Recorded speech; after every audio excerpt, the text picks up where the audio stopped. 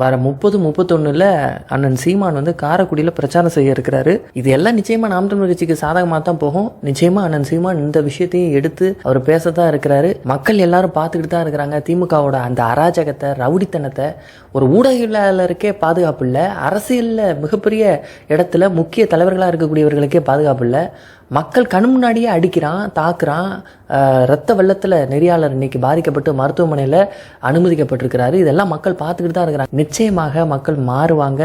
மாற்றுக் கட்சியாக இருக்கக்கூடிய நாம் தமிழருக்கு வாக்களிப்பாங்கன்னு நம்ம எதிர்பார்ப்போம். தேர்தல் பயணம் அப்படிங்கிற பேரில் இந்த நிகழ்ச்சி மாலை நேரங்களில், இரவு நேரங்களில் நடத்தப்படுது. அதே சமயத்தில் காலை நேரங்களில் கல்லூரி மாணவர்கள் சந்திச்சு அவங்கள கிட்ட கருத்து கேட்கப்படுது. நீங்க எங்க வாக்கு செலுத்துவீங்க, உங்களுடைய ஆதரவு யாருக்கு அப்படிங்கிற மாதிரி. இளைஞர்கள் கிட்ட அரசியல் புரிதலை, அரசியல் பத்தின விஷயங்களை கொண்டு போய் சேர்க்கறதுக்கே இந்த சேனலை நம்ம பாராட்டணும். இப்படி நல்ல விஷயங்களை முன்னெடுத்தவங்கள இப்படி தாக்குதல் பண்றதுங்கிறத ஏற்றுக்கொள்ளவே முடியாது.